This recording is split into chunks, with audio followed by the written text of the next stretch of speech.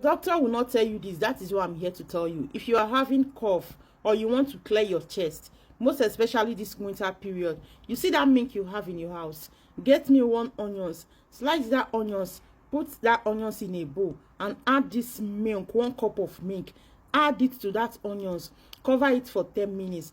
After 10 minutes, drink that water. That your cough will go. Your chest will just be free. It will be clear. It will clear your chest. You need this, most especially this winter period.